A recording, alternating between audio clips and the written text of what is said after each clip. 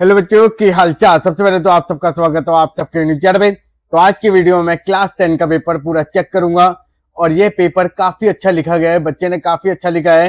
तो यहाँ पर मैं आपको पेपर को पूरा लाइव चेक करूंगा जो आप पूरा देखोगे और साथ के साथ ये भी बताऊंगा कि किन किन बातों पर आपको ध्यान देना है जिससे आपके भी ऐसे मार्क्स आ सकते हैं। बिकॉज ये पेपर काफी अच्छा लिखा है, मैंने पूरा पेपर देख लिया पर अभी चेक नहीं किया, बट देखने से ऐसा लग रहा है कि इस बच्चे के 80/80 मार्क्स आएंगे इस पेपर में।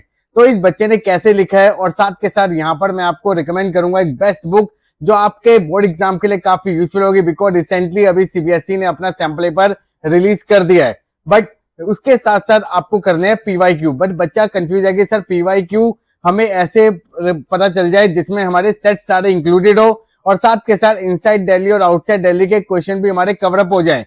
तो यहाँ पर मैं आपको बेस्ट बुक रिकमेंड कर रहा हूँ जिसमें आपको सिर्फ एक सब्जेक्ट नहीं मल्टीपल सब्जेक्ट आपको मिलने वाले और साथ के साथ सारे सेट्स जो आपके बोर्ड एग्जाम में आते हैं, आइदर सेट 1 हो या 2 या 3 हो, और साथ के साथ इनसाइड दिल्ली और आउटसाइड दिल्ली सारे क्वेश्चन आपके अवेलेबल है। अब वो कौन सी बुक है, बिकॉज पेपर चेक करने से पहले ही आपके साथ इंफॉर्मेशन शेयर कर रहा हूँ, उसके बाद यहाँ पर मैं आपको पूरा पेपर चेक करके दिखाऊंगा।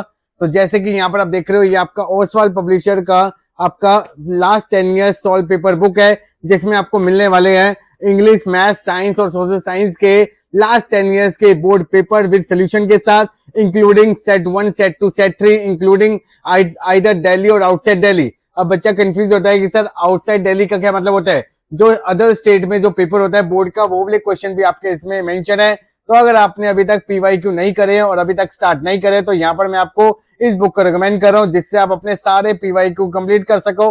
बिकॉज पीवाईक्यू करने से पता चलता है कि हमारे बोर्ड एग्जाम में कैसे क्वेश्चन आ रहे हैं और किस टाइप के क्वेश्चन पूछे जाते हैं और उसको कैसे लिखना है वो भी इसमें बुक में आपको पूरा रिप्रेजेंटेबल दे रखा है। तो इसलिए लिंक मैंने डिस्क्रिप्शन मेंशन कर दिया है, आप डिस्क्रिप्शन में जाके लिंक को ओपन करें और इस बुक को फॉलो करके अपने बोर्ड एग्जाम में लास्ट 10 इयर्स पीवाईक्यू को कंप्लीट करके जाए जिससे आप काफी अच्छा स्कोर करोगे। तो मैं यहाँ पर पूरा पेपर चेक करता हूँ और यहाँ पर आपको साथ के साथ गाइड भी करता रहूंगा कि इस क्वेश्चन में आपको ऐसे अगर अटेम्प्ट करके आओगे तो आपके इतने मार्क्स मिलेंगे और इतने कट जाएंगे।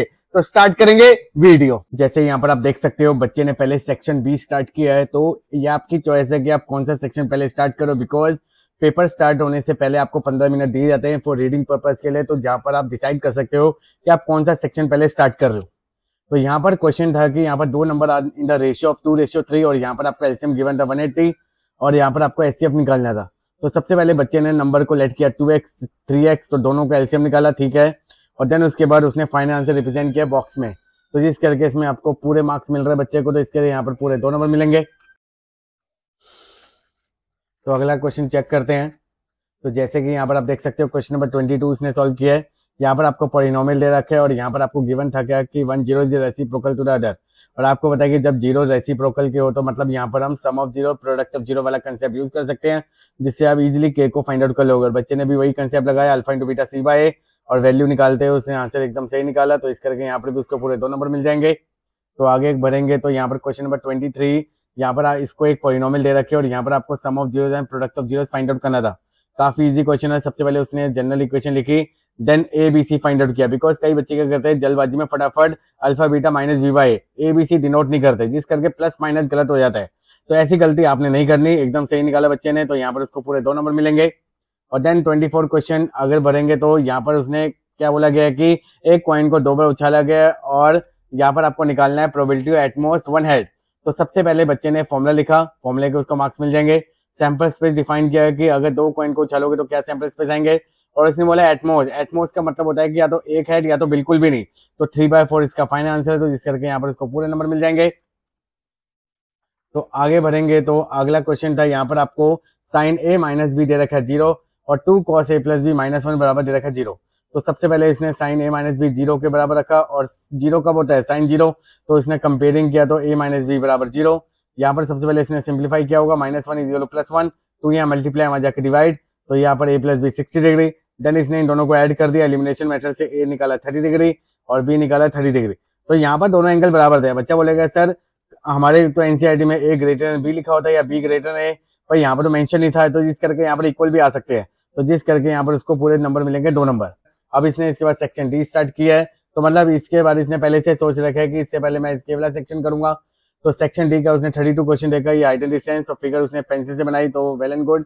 लेबलिंग आप पेन से कर सकते हो, ये आपकी चॉइस है, अगर आपको पेंसिल से करना है पेंसिल से करो। पेन से इसलिए क्योंकि कई बार क्या होता है कि ग्रेफाइट या फिर लाइट फिगर होने के कारण वो मिट जाता है, जिस करके पता नहीं चलता है एरो, तो आप पेन से भी ड्रॉ कर सकते हो। तो इसलिए डिफाइंड उसने सीख किया और आंसर एकदम सही निकाला है। और यहाँ पर देखो √3 पेपर में गिवन था कि √3 1.73, तो इसलिए कई बार बच्चे क्या करते हैं वैल्यू पुटअप करना भूल जाते हैं, जिस करके आधा नंबर कट जाएगा। तो यहाँ पर आपको वैल्यू भी पुटअप करनी है और यूनिट के साथ लिखना है, जिस करके इसको पूरे यहाँ पर 5 नंबर पूरे मिल रहे हैं। तो इसलिए पूरा क्वेश्चन इसका ठीक हो गया है। देन आगे बढ़ेंगे, तो अगला 33 का उसने ए ऑप्शन चूज किया है, गिवन था एंगल एडीसी और बी गिवन सही लिखा, 2 प्रूव करना है। और यहाँ पर उसने सिमिलैरिटी के क्राइटेरिया से यूज करते हुए यहाँ पर उसको पूरे नंबर यहाँ पर मिल गया 5 नंबर, बिकॉज फिगर भी बनाई है और प्लस यहाँ पर इसने सीपीएसटी का पूरा फॉर्मूला लिखा है, corresponding sides of similar triangle. Because अगर आप सिमिलर करने के बाद साइड्स को ले रहे हो तो यहाँ पर आप लिखोगे कॉरेस्पॉन्डिंग साइड्स, अगर आप सिमिलर करने के बाद एंगल यूज करते हो तो यहाँ पर आप लिखोगे corresponding angles of similar triangle. Because बच्चा रीजन लिख कर नहीं आता, अगर आप लिख कर आओगे तो आपको पूरे मार्क्स मिलेंगे, वरना हाफ नंबर आपके कट जाएंगे। तो देन अगले क्वेश्चन पे आते हैं, ये आपका सरफेस एरिया एंड वॉल्यूम का क्वेश्चन था। यहाँ पर आपको एक मॉडल गिवन है और देन इसके बाद इसका वॉल्यूम निकालने को बोला है। तो टोटल लेंथ 12 थी, जिस करके उसने इन दोनों को माइनस करके निकाला होगा और फॉर्मूला कॉम्बिनेशन ऑफ वॉल्यूम का निकाला, फॉर्मूला एकदम ठीक है। देन उसके बाद इसकी मेजरमेंट चेक करता हूँ तो आंसर एकदम सही निकाला है, तो इसलिए यहाँ पर उसको पूरे 5 नंबर मिल जाएंगे।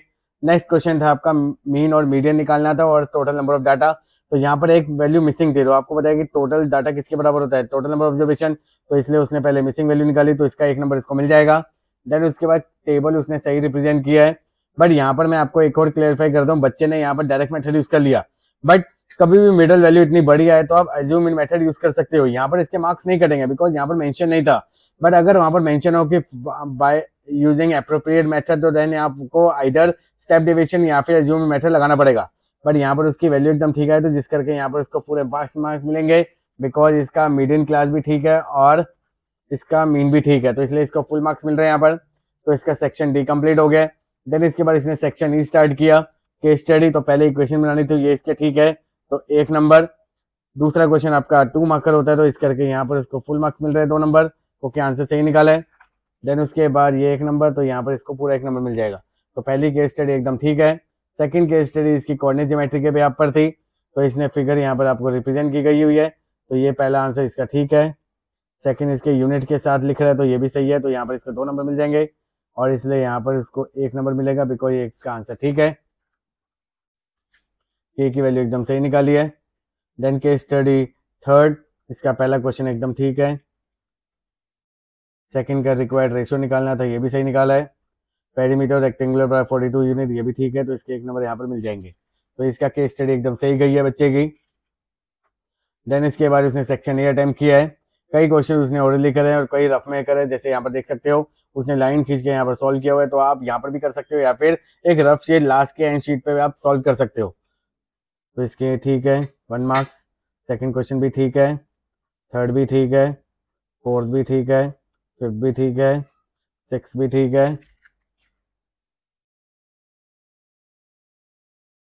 क्वेश्चन नंबर 7 भी ठीक है, 8th का ऑप्शन भी ठीक है, 9 भी ठीक है, 10th भी ठीक है, 11 भी ठीक है, 12 भी ठीक है, 13, 14, 15 भी ठीक है,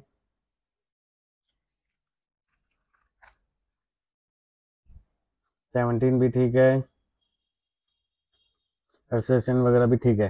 तो आप यहाँ पर ऑप्शन भी लिख के आ सकते हो और उसका आंसर क्या है वो भी लिख के आए, तो ये सबसे बेस्ट तरीका होता है, दोनों आप रिप्रेजेंट करके आओ। कई बच्चे क्या करते हैं सिर्फ ABCD लिख कर आ जाते हैं, तो ये गलती आप बिल्कुल ना करें। सेक्शन सी का स्टार्ट हो गया है, तो पहला इसने ए ऑप्शन वाला चूज किया क्योंकि इसमें ऑप्शन था, चॉइस थी। तो इसके ए आपको दे रखा है -14, फिफ्थ टर्म दे रखा है 2, N term of the AP दे रखा है 62, एन निकालना है।